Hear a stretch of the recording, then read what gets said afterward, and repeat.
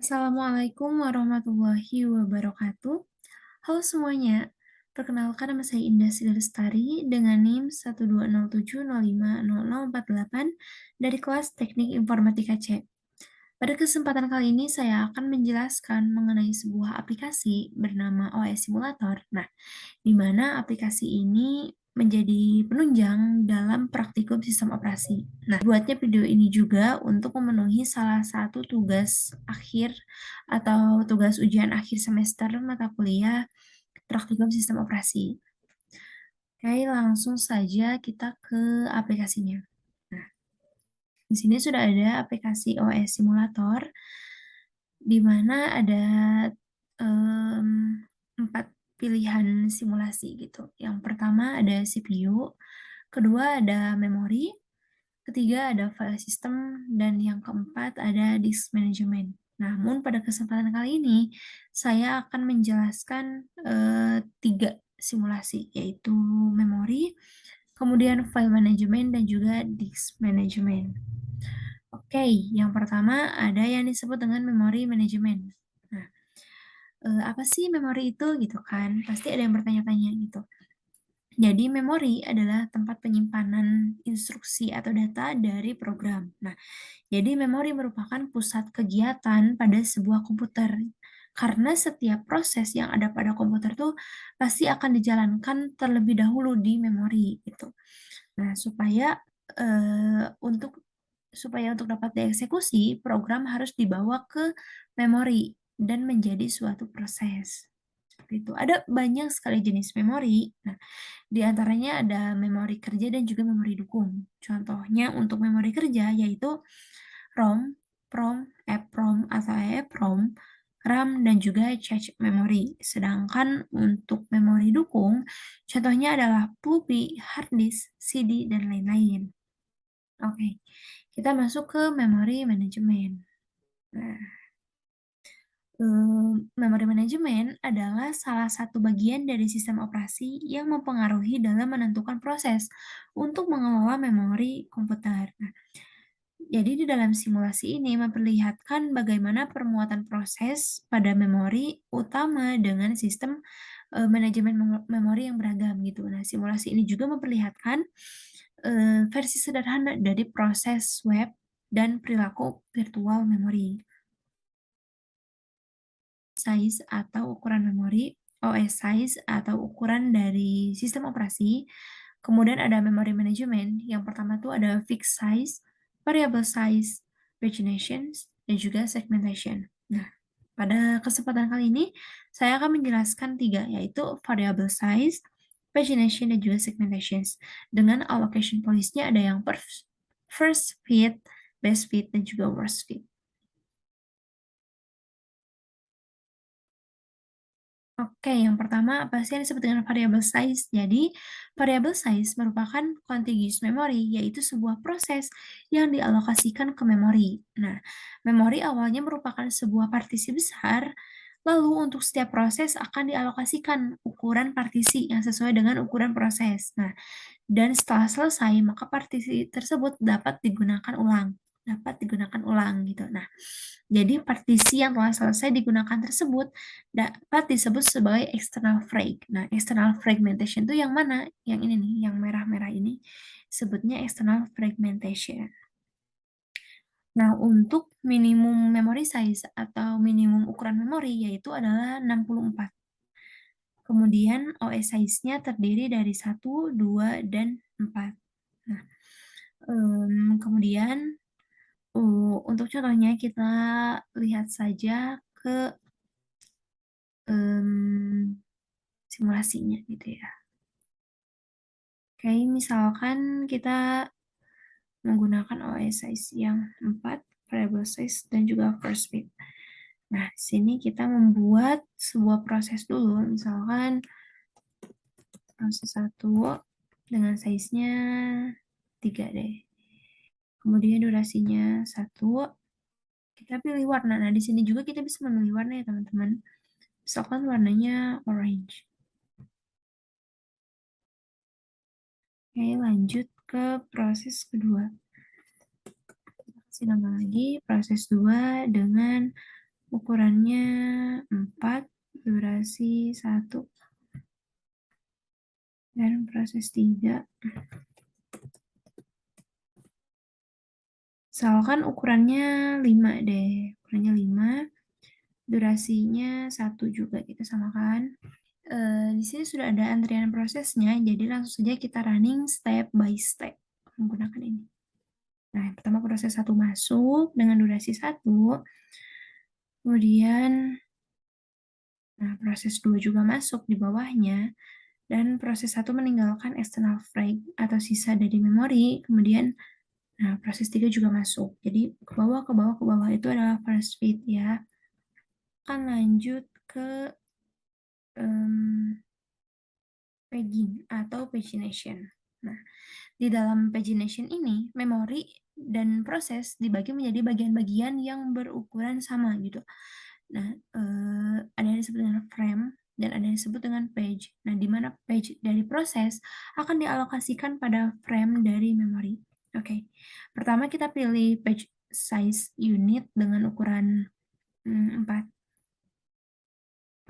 Kemudian kita pilih misalkan namanya proses 1 dengan size-nya 5. Terus size 5 durasinya -1 deh. Nah, durasi -1 ini artinya proses tidak akan hilang gitu setelah di compile atau setelah dieksekusi. Kemudian kita buat proses 2 dengan durasinya 4 ya. 4 dan dengan size-nya 4 dan durasinya tetap -1 ya. Kemudian kita buat proses 3 dengan size-nya 6, 3 deh, dengan size 3 dan durasi -1. Dan sekarang kita compile semuanya. Nah, di dalam pegging ini ada yang disebut dengan internal flag. Itu ke pembahasan yang terakhir di memori manajemen yaitu mengenai segmentation. Nah, segmentation ini membagi beberapa bagian dalam bagian-bagian secara logikal. Bagian-bagiannya itu ada yang disebut dengan kode, data, dan juga stack.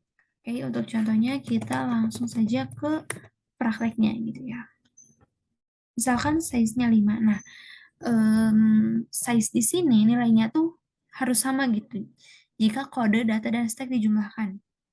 Misalkan kode jumlahnya 3, kemudian data jumlahnya 1, stack 1. Itu kan 3 tambah 1 tambah 1, jadi 5. Kita tempatkan durasinya 1, dan Nah, kemudian kita buat proses yang kedua. Misalkan size-nya 6, kemudian kodenya 3 juga deh. Datanya 2.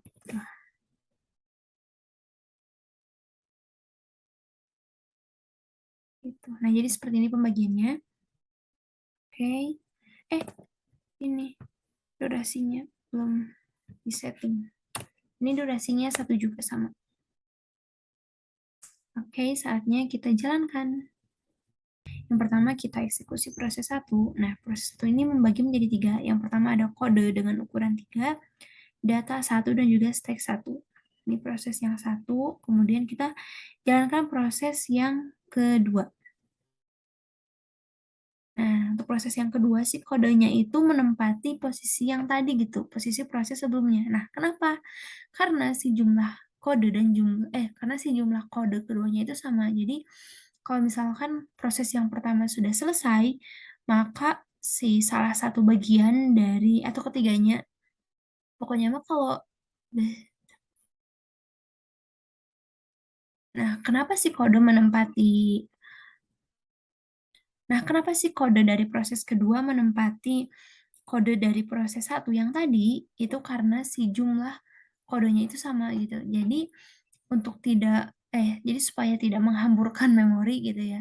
Dia menggunakan sisa memori yang tadi. Seperti itu. Oke, kemudian kita lanjut ke file system. File system management. Nah, yang pertama, apa sih sistem file itu atau file system itu? Jadi sistem file merupakan sebuah proses yang mengatur di mana dan bagaimana sebuah data disimpan dan diakses dalam disk penyimpanan. Nah, disk penyimpanan yang paling umum digunakan yaitu hard disk gitu. Oke, jadi dalam file system ini ada dua macam parameter simulasi. Yang pertama tuh ada yang disebut dengan block size yang terdiri dari 1, 2, dan 4. Nah, blok block size ini merupakan blok di dalam hard disk gitu. Kemudian ada total ukuran hard disk dengan satuannya itu mega unit. Nah, ini ada 4, 6, dan juga 8. Simulasi dari file system ini menerapkan dua teknik utama gitu. Yang pertama ada linked allocation atau file allocation table yang biasa disingkat dengan FAT.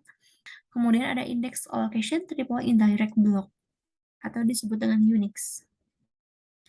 Oke, sekarang kita akan mencoba mempraktekkan menggunakan link allocation. Yang pertama kita misalkan block size-nya tuh 4 ya, biar lebih besar gitu kelihatannya. Nah, 4. Kemudian memory size-nya kita tetapkan berapa ya? 4 juga deh yang paling umum ya. Nah, pertama kita buat folder di C. Add folder, kemudian namanya tuh misalkan mata kuliah.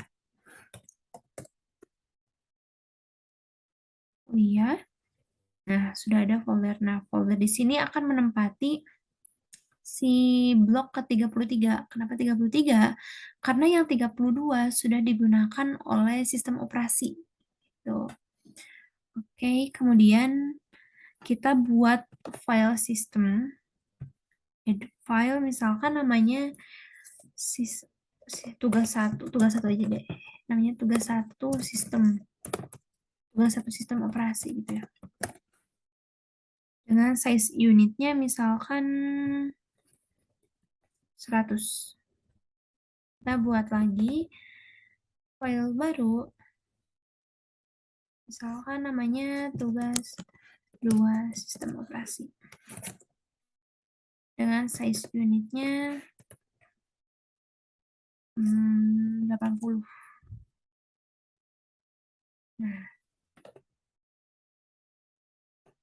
kemudian kita akan mengupdate nih, misalkan kita menghapus tugas 1 ya. Remove. Nah, ini kan kosong. Dan kita akan coba update tugas 2. Misalkan kita ganti warna aja.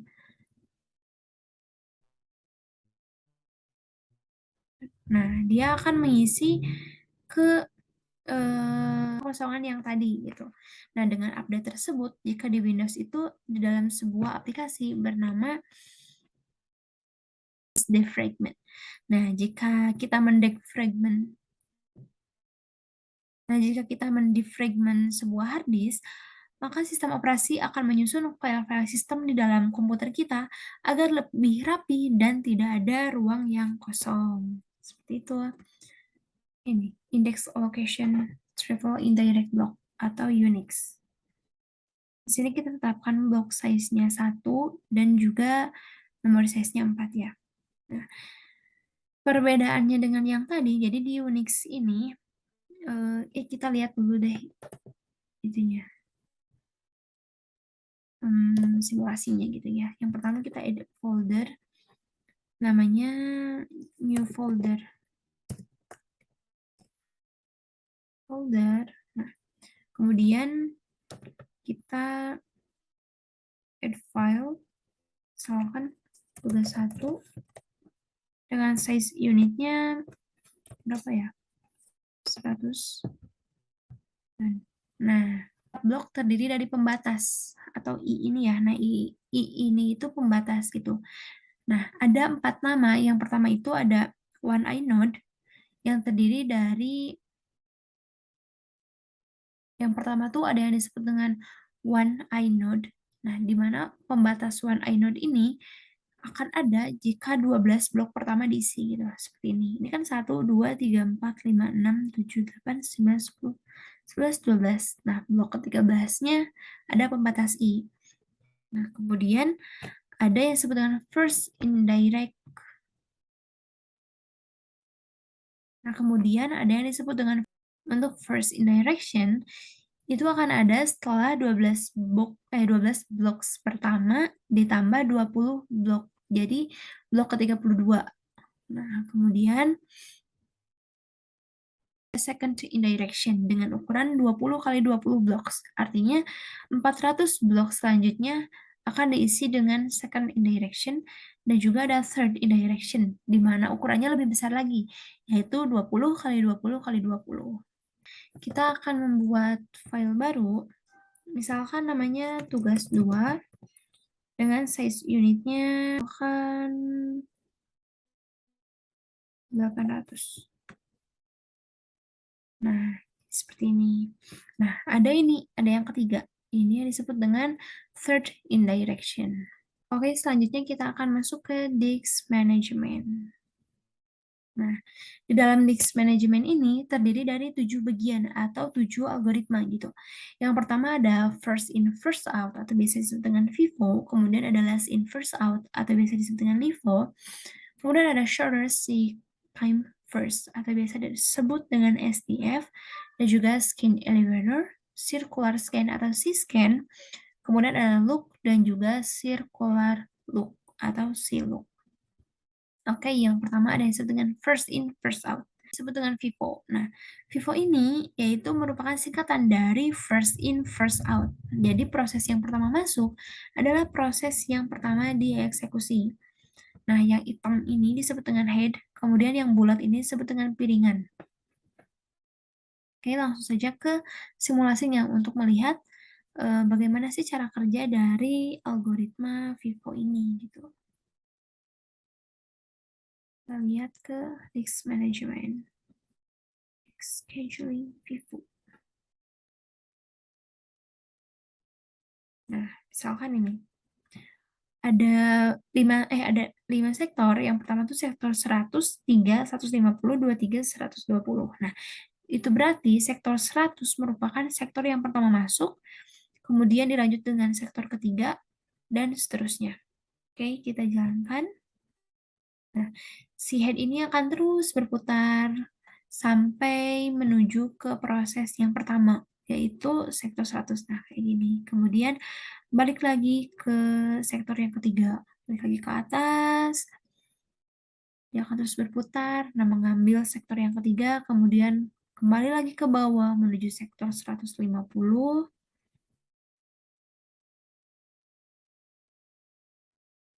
Setelah ke 150, dia akan kembali ke atas lagi untuk ke proses yang selanjutnya, yaitu proses keempat dengan sektornya 23, dan kembali lagi ke bawah dengan sektornya 120. Nah,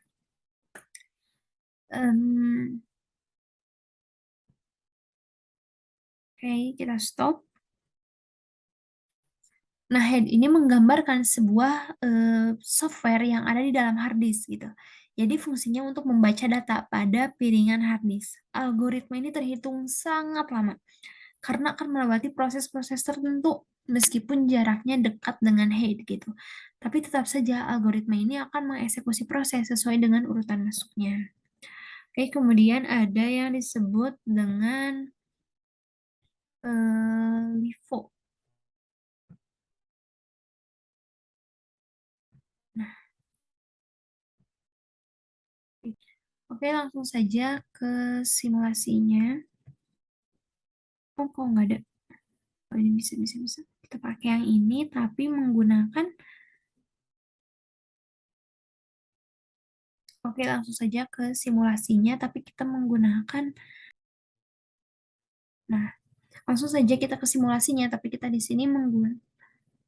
Oke, langsung saja ke simulasinya. Kita tetap menggunakan data yang tadi, tapi di sini kita ubah algoritmanya menjadi last in, first out. Dan kita jalankan. Nah, di sini kan yang datang paling akhir itu yang 120 ya. Jadi si algoritma LIFO ini akan memproses yang 120, kemudian akan mengambil proses yang 120, maaf. Kemudian ke 23, kemudian ke 100, kemudian ke 150, kemudian ke 150, dan kembali lagi ke atas untuk mengambil proses yang ketiga. Mengambil proses yang keempat dengan sektornya itu 3, kemudian ke proses yang paling akhir meskipun meskipun yang paling awal masuk gitu ya. Nah, algoritma LIFO ini dianggap sebagai algoritma yang cukup efisien dibandingkan dengan algoritma FIFO yang tadi. Oke, kemudian kita ada yang disebut dengan shortest seek time first atau STF. Nah, jadi dia akan mengambil proses yang paling dekat dengan head, kemudian ada shortest seek time first atau STF. Nah, dia akan mengambil proses yang paling dekat dengan head. Untuk lebih jelasnya kita coba menggunakan simulasi. Iya. Oke. Help example disk management. Kemudian kita lihat di sini. Nah, ini. Nah, kayak gini. Itu kan ada banyak sektor. Misalkan kita jalankan gitu, apakah dia akan memproses proses yang paling dekat atau tidak. No, itu kan. Nah, 120 kemudian 170 kembali ke atas untuk melihat proses yang baru masuk.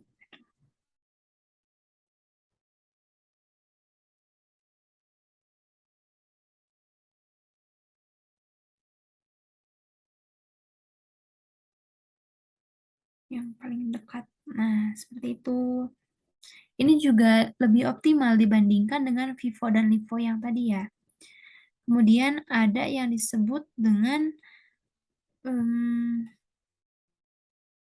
scan elevator. Nah, scan elevator ini dia akan mengabaikan mana yang datang pertama dan mana yang datang terakhir gitu. Jadi gerakannya itu pertama misalkan si head ini tuh adanya di luar ya. Dia akan masuk ke dalam, berputar ke dalam dan mengeksekusi beberapa proses, kemudian keluar, mengeksekusi proses lagi, ke dalam lagi, seperti itu. Jadi dia tidak memperhatikan urutan masuk dari sebuah proses. Oke. Kita langsung ke simulasinya saja. Example, text management, elevator. Nah, ini contohnya kita jalankan. Dan dia akan berputar.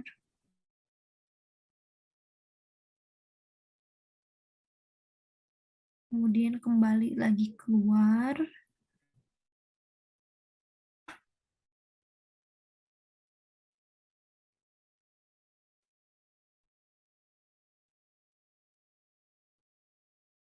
Kemudian kembali lagi ke dalam. Meskipun si prosesnya sudah habis, tapi dia tetap saja berputar-putar. Ini memang lebih optimal dari algoritma yang tadi gitu. Namun, ada juga algoritma yang lebih optimal dari scan elevator ini, yaitu circular scan.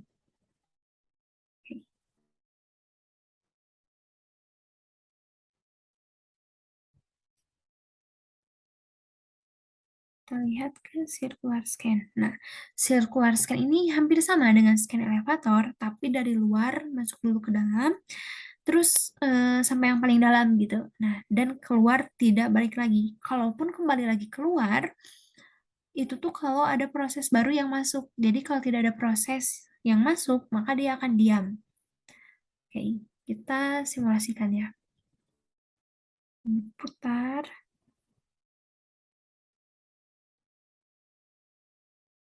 Dia berputar mengambil semua proses. Nah, seperti itu. Itu untuk circular scan. Nah, kemudian ada yang disebut dengan loop. Nah, loop. Lalu simulasinya kita bisa lihat di example ya. Circular, loop, circular. Oh, nggak ada. Ini deh. Ubah di sininya. Menggunakan algoritma loop. Nah, jadi loop itu seperti scan dan elevator, tetapi gerakannya ke dalam hanya sampai proses yang paling dalam. Ingat ya, proses yang paling dalam, bukan sampai lokasi dalam piringan yang paling dalam. Jadi, misalkan di sini ada proses yang paling dalam, yaitu proses yang ukuran sektornya itu 150 gitu. Jadi dia hanya akan sampai ke 150 dan kembali lagi keluar. Seperti itu. Oke, kita jalankan. Dia tetap gerakannya memutar seperti yang sebelumnya. Nah, itu kan yang 150 sudah diambil, kemudian dia akan kembali ke atas untuk mengambil atau mengeksekusi proses selanjutnya gitu. Nah, kayak gitu. Tapi dia juga akan tetap terus berputar, berputar, berputar di atas. Berbeda dengan mirip, tapi bedanya dengan circular loop atau C-loop ini merupakan gabungan dari circular scan dan loop. Nah, di mana head tidak sampai lokasi yang paling dalam piringan dan head tidak bolak-balik kecuali ada proses selanjutnya. Nah, contohnya ini kita jalankan.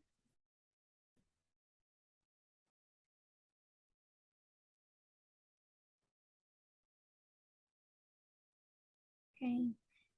Jadi dia tidak bolak-balik masuk ke dalam, keluar lagi, ke dalam, keluar. Enggak, dia hanya berputar di piringan yang terakhir. Dia hanya berputar di lokasi piringan yang terakhir ada proses. Nah, algoritma circular loop ini dianggap sebagai algoritma yang paling efisien di antara algoritma lainnya gitu. Oke, mungkin sekian penjelasan dari saya mengenai aplikasi simulasi OS atau biasa disebut dengan OS simulator. Mohon maaf sekali bila banyak kesalahan dan terima kasih sudah menonton. Wassalamualaikum warahmatullahi wabarakatuh.